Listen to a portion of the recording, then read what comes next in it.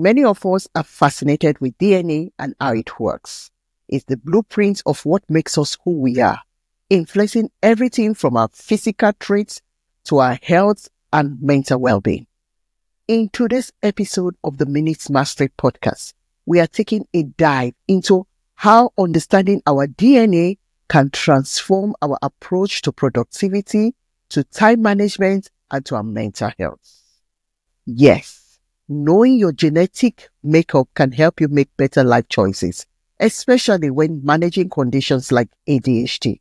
From a personalized health strategy to reframing ADHD as a superpower, we uncover how the right insights can help you optimize your focus and help you make the most of your time.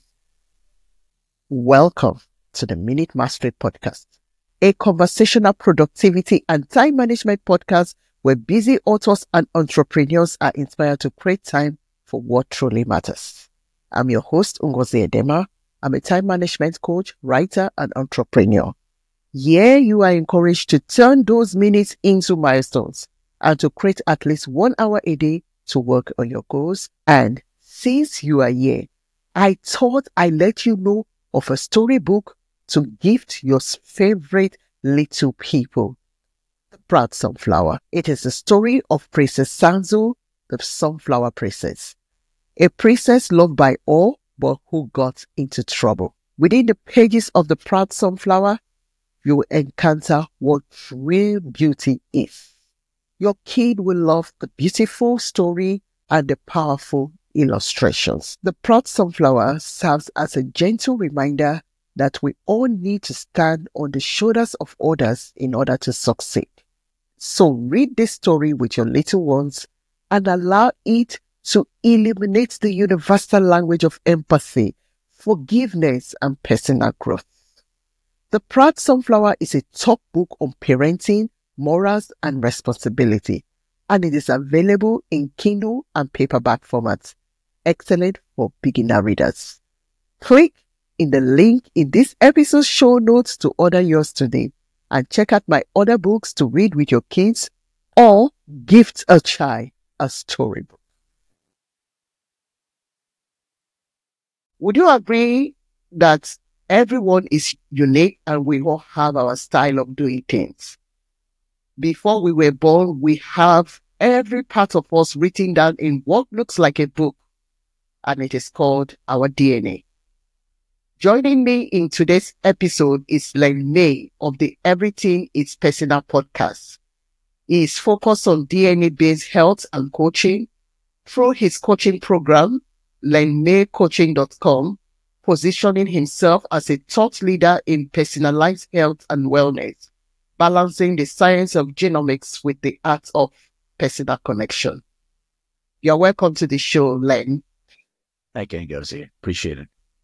So, do you think a person's DNA has anything to do with how they develop over time and how they choose to manage their time or manage their day? Yeah, well, I think people need to understand that DNA is something that provides you your own personal GPS of life. So what I mean by that is when we're born, we get DNA from both our parents, 50% from our mother, 50% from our father. So if you think of it as a bunch of on-off switches, there's some DNA that's turned on, which is called epigenetic expression. So things like our skin color, our eye color, our hair color, the sex that we are associated with at birth, certain things like that are predisposed for us. Now, our lifestyle can determine what things we turn on or off. And what I mean by lifestyle is the food that we put in our bodies that can determine epigenetic expression. Also, the exposure to like heavy metals, pesticides, all these different things, they can also determine the epigenetic expression. And our own neurochemistry. So if we have expressions of different hormones or different biochemicals that are endogenous to us, like a lot of stress chemicals like cortisol, etc., that can also determine your epigenetic expression.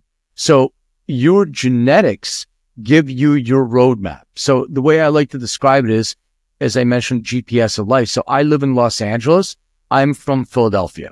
So I can get in my car without a GPS, without my Waze or anything like Google Maps. I can drive from Los Angeles to Philadelphia. Now, I'm going to get lost on the way. I'm going to hit some potholes. There's going to be some traffic. I'll eventually get there, but at what cost? By having my GPS, I can see where the potholes are in the road. I can walk around those sharp corners. And that's why genetic predispositions, your DNA, is really important to give you those indications of your lifestyle choices. Well, I like the way you describe it using the GPS. So currently, it seems like the things we do in the society is like one size fits all. But when you look at all the things you mentioned, our food, our environment, our DNA, they all contribute to making us the kind of persons that we are. So one size can never fit everybody. Correct. Yeah, I think people get confused. So 99.9% of our DNA is identical. We're all one. But that 0.1%, give or take, is what makes us different. And that's the genetic predisposition that makes us unique. And if we understand that about ourselves, everything changes. So we talked about, you mentioned like, precision, personalizing that, like medication, for instance. So, you go to a doctor and doctor tells you, take 2 of these and call me in the morning. Well, have you ever questioned why 2? Why not 1? Why not 4? I'm just curious. And you ask a doctor and he says, well, because the label says that is the serving size dose. Okay, well, did you ask me what type of metabolizer I am? So I'm an ultra rapid metabolizer. If maybe 1 is not enough for me because I'll metabolize it really quickly and excrete it, maybe I need 3, maybe I need 4. But what is that threshold to when it becomes toxic? So understanding, personalizing how much to dose is based on your metabolic function. What about drug-to-drug interaction? So how about taking medication that can contraindicate another medication and you have an adverse event? I'll ask you a question and I'll tell you a quick story. So if somebody is taking antidepressant medication, they go to a psychopharmacologist and they prescribe them a prescription of some sort of antidepressant. Do you think that they conduct any sort of test to find out if they may be treatment resistant or they have treatment resistant depression? So, well, I would hope that they would, but they don't. So the psychopharmacologist gives you a prescription for, I don't know, whatever SSRI, whatever medication there is. So I have a story. I was talking to a very successful entrepreneur, successful monetarily, and he was in a venture, and the venture didn't work out well or wasn't working out well. He was under a lot of stress, and he started feeling depressed. And he went to a psychopharmacologist or psychiatrist, and they prescribed them an antidepressant. So he was in the Los Angeles area. He was driving with his kid and his wife to soccer practice or something like that. And he was driving around in the canyons. And he said, I had an overwhelming desire to drive off the cliff. And it was so bad. I kept driving. I kept thinking about it. And it was just so real to me. I had to pull over. So, luckily, thank God, he pulled over and came out of the car. And his wife was like, you okay? He said, no, I'm not okay. And I shouldn't be driving. You drive. So I'm, glad that he recognized that. 2 things. Number 1, when he went back and did what's called pharmacogenomics test, which is the interaction with drugs and how your body actually metabolizes drugs, he saw that the medication he was on is in the red. So that medication was the wrong medication for him anyway. Number 2, when he looked at his genetic test, he saw he had treatment-resistant depression. So the drugs that he's consuming that were prescribed to him wouldn't be efficacious. They wouldn't work but he would get all the side effects from that medication. And one of the side effects is suicidal thoughts. So that's what he had to deal with. And that's why personalizing an approach is extremely important. Wow. That is very informative. I mean, even I now, I'll be worried when I go to the doctors. Now, I want them to do some tests, but I'm not sure those things are available in many places at the moment, like to get such personalized tests. You mentioned viewing ADHD as a superpower. I have never thought of it as a superpower. So could you elaborate on this perspective and how it influences how you coach people? Yeah, sure. So, I was diagnosed with ADD when I was a kid, and I was put on prescription medication for that. I found that prescription medication allowed me to slightly focus, but it removed my sense of self. So it numbed me to the emotions of the world, and I would just go through the motions of, my daily life, but there was no feeling associated with that. It was a very numbing sensation. So I gave all that up, and I found like phytocannabinoids was my medicine. But here's the thing. So I was the kid that people will call, a teacher will call on me in class, and my mind was drifting elsewhere. I wasn't focusing on the lesson. And then I became disruptive in class and all that stuff. And here's the reason why. When you have ADD, you're born with depletion of dopamine. And what's happening is your brain is always looking for the next squirt of dopamine. So we can have a conversation, and if it's not stimulating, if I'm not producing dopamine, and there's something else in my periphery that is of interest to me that seems exciting, my brain wants to go there so they get that extra dopamine squirt. So you're always having these, called squirrel moments. Squirrel, squirrel. So you're always looking at the next kind of thing that's there, distracting. So what happens is you have a very hard time focusing, but you can focus and hyper-focus on things that are fully stimulating to you. So to give you an example is, like I would paint in the studio. I also paint with oil, and I would come in and it was super stimulating. So I could sit there for 6 hours, and the guy who ran the studio would tap me. He's like, "We're getting ready to close." I'm like, "What do you mean?" And he goes, "Well, you've been here for 6 hours," because I'm hyper-focused because I'm getting that dopamine. So to me, understanding that there are certain things that stimulate me, that produce dopamine, I can hyper-focus. The other thing that's important is I can multitask effectively. Most people tell you focus on one thing at a time.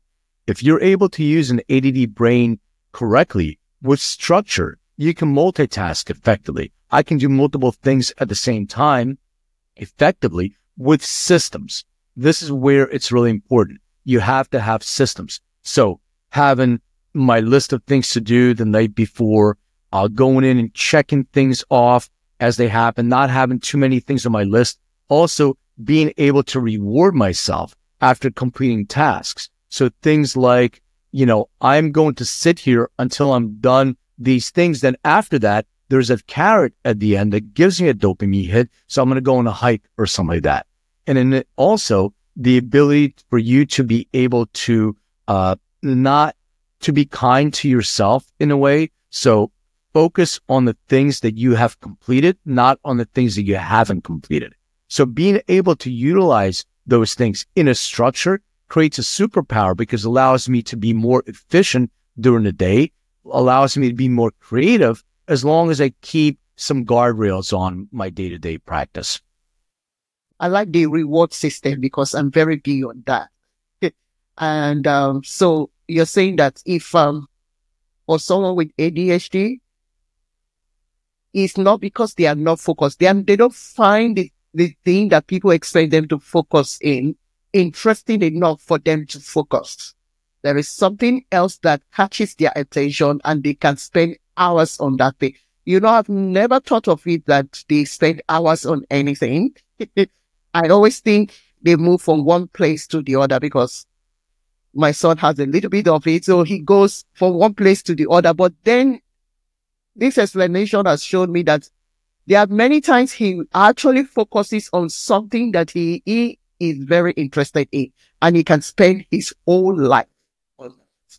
So I'll give you one more thing as an example. Video game designers design games with that in mind. If you find an ADHD or ADD kid, they can play video games for 8 hours a day because they're getting a dopamine hit. It's coming at you, it's stimulating you, you're getting dopamine, and it's an exchange of information. Stimulation, dopamine, release, that becomes a dopamine dependence. So we're dependent on dopamine. Your brain is like, wait a second. You mean there's something outside of endogenous, means I don't have to create it myself, that can stimulate dopamine exogenously? So let me focus on that and send signals to keep doing that. So you can focus on things that are producing a lot of dopamine, except the issue with that is it a positive thing that you're doing? So is playing video games for 8 hours a day a positive experience for a kid? I would say no, even though you're hyper-focused, but you're not hyper-focused on doing your math homework or something like that. So you have to find ways to be able to make those things interesting or have the carrot and the stick reward model. So do your math, and then once you do that, you're going to get your dopamine from your video game that you can play for the next hour or something. So can you share a success story? Because we all like a good story. Can you share a success story where DNA-based insights and your unique coaching technique have led to significant transformation for someone? I mean, I'm a success story, first of all. And, and you mentioned about not having genetic tests. So my company, EndoDNA, we have patents on genetic technology. We provide the genetic technology to healthcare professionals all over the world. So we do DNA testing and analysis for healthcare professionals and other individuals as well. But, from a standpoint, I'll use this. I don't know if your audience is going to be able to relate to this or not, but I'll use this as a success story that has to do with phytocannabinoids, with the cannabis plant. And this is an interesting story because there's a woman, I'll call her Grandma Mary, who was diagnosed with cancer, and she was living in an assisted living facility. And she had a really severe adverse effect to the chemotherapy that she was going through. So her doctor recommended cannabis to help her with the side effects of chemo. So she went to the dispensary and she was able to, procure gummies, cannabis gummies from the bud tender who was selling them. And he told her, take it easy, don't take too many. Good. So grandma took one or two, I'm not sure. And she said it wasn't working for a while and nothing was happening. And all of a sudden, she had a very intense experience. She said she was hallucinating and she was high for like 2 days. And she not only swore off cannabis, she was calling the devil's lettuce, but she told people in her facility who were also getting that recommendation not to take it because it's harmful to her. So when she did her DNA test for her endocannabinoid system, there's a couple of things that she realized. Number one, she was a poor metabolizer of THC. So what would happen is it would be a slower onset. It will be a much more powerful onset and would last a lot longer. In addition, she had a bunch of stress reactivity markers, PTSD, and a slow rate of fear extinction. What that means is, because THC has a very narrow therapeutic window, by taking too much, she became anxious. That created stress. She also triggered her PTSD gene, so post-traumatic stress disorder. What happened was she started seeing an event, oh no, I also had a stressful event before, so now she's playing this over and over in her head as a loop. And slow rate of fear extinction means that if you have a traumatic event in your life, that trauma is stored in your subconscious unless you have a neurological condition, and under great duress, under a great amount of stress, it can take that memory and bring it up to the surface. So for me, when I was 9 years old, I got hit by a car when I was on my bicycle. So what will happen is that trauma can be brought to the surface right now, and you're dealing with that trauma in the moment.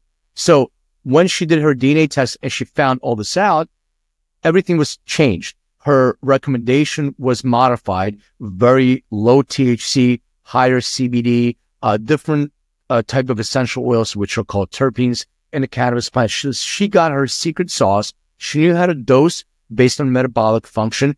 And then she found what was efficacious for her, specific products that were made specifically for her.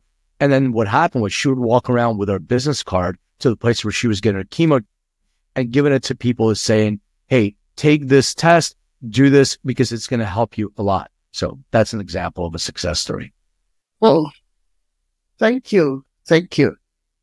So, usually in this podcast, I always tell people to change one thing about themselves over time. Because for me, I cannot do too many things at the same time. So, but I believe that when you make little changes, you avoid overwhelm. Then you have increased success rate if you take things one bite size at a time. So what advice would you give to anyone that is struggling with ADD and cannot seem to focus on anything? What is one thing they can do today, like start doing now, that can help move them forward? It doesn't have to be fancy, elaborate, but just one little thing they can do. Yeah, it's a great question because people ask me all the time this kind of thing. And, and I ask this question of people as well, and it becomes general. So my general response would be, first of all, be kind to yourself. Don't be too hard on yourself. Don't focus on what you didn't complete. Focus on what you completed, which is great. It's a great, overall suggestion. However, I think people want tangible things that you can do. So to give some tangible items, number one, make sure that you are prepared with a structured list and structure. I live by my calendar. It has to be there. If it's not on my calendar, it does not exist. So make sure your day is structured, especially with ADD or ADHD. Don't put too many things on your list. I limit my to-do list. And if people are not big on to-do lists these days, I have to have one. It has to be done and prioritized. So no more than 7 items on your list. When you're finished something, cross it off. Do the things that you don't like doing most first. And I used to use the Stephen Covey quadrant method. When I used to have, my assistant used to give me this piece of paper. She'd put an X across on it. So there's 4 quadrants. Oh, yeah, yes. Yeah. So Stephen Covey created it was the day manager, day timer kind of thing where you could, so it was urgent, important, important, not urgent, urgent, not important, not urgent, not important. So the challenge is, if you're going to do that, work on the strategic quadrant. And what happens to people a lot is if you're working on what's important, not urgent, you're strategically working because your fires are going to come in during the day, which are going to be urgent and important in the first quadrant. If you put everything that's urgent and important, your brain is not going to be able to focus at that kind of level, urgent and important. You're going to go into quadrant number 4 and be on your phone or on social media because you want to escape from that. So work in your strategic quadrant. And when the fires come in, address it and go back to your other strategic quadrant. And that way, and at the end of the day, when you're completed your task or a certain amount of tasks, whatever that is, make sure that there's a reward there at the end. Whatever that reward is should, in my opinion, connect to flow state. And what I mean by that is figure out what your optimal flow state is. And flow state is sort of that when all your neurochemicals are firing at the best amount that they can possibly do for you. So it's like when the basketball player can't miss. They're shooting the basket and it looks like a swimming pool for them. They're in flow. So find out what that flow state is for you and give yourself that reward. And for me, for instance, it's going out on a hike in nature. So when I'm done, I'm not going to go on a hike until I'm finished X amount of tasks. From there, I go on my hike. I reward myself because it's nature. I feel good. I have clean air. but also because I'm in flow state, ideas start, transmitting themselves in my head. And at the end, I take notes on my phone, but there I'm not thinking, I'm being, I'm present in the moment. So my mind is clear and those ideas can flow. So that's what I would suggest. Oh, thank you so much. I like that. So your reward should be something that will also add value to you. So while you're out hiking, you're getting more, and then you write it out. Yeah, your antenna is open to receive. Yeah. When we think too much, we're not being. When we're being, we're opening the vessel and there's a flow. That information starts flowing through us. We're becoming a vessel for that. So the only thing that I used to not do is I used to not write anything down because I'm like, I'm just being. But now I take my phone at the end. I'm like, oh man, these are great ideas. So I just record or write those things down. So thank you so much for coming to the Minute Mastery podcast. So where can my audience find you? Yeah, so our corporate site is EndoDNA, ENDODNA.com. I'm LenMayCoaching.com. My podcast is called Everything is Personal. You can find it anywhere you listen to podcasts or on YouTube. And on social media, I'm Len May, LenMay. I think on Instagram, I'm Len May DNA, so LenMay DNA. And then I also have a book called Making Cannabis Personal. You can get that on Amazon or wherever you get books. Thank you very much for coming on the show, Len. And you've given me so much insight. Thank you. In today's episode of the Minute Mastery podcast, we looked at the powerful connection between our DNA and our personal well-being, especially in managing mental health and conditions like ADHD. My conversation with Len May highlighted how understanding our genetic makeup can transform the way we approach things like our health, productivity, and time management. Recognizing our genetic predispositions, we can tailor strategies that can enhance focus, that can help us work smarter and make better use of time. ADHD can be reframed as a superpower because when used properly, it can actually boost productivity when we leverage strategies like hyperfocus and structured task lists. The key takeaway from this episode is not just about managing challenges, but about using personalized approaches to optimize time and unlock potential. Thank you for tuning in to the Minute Mastery podcast. Let's keep mastering our time abilities for greater success and well-being. If you have found this episode helpful, please share it with someone who could use more time in their day. And remember to subscribe and leave a review for this episode. Until next time, remember, you are in control of your time and you've got this.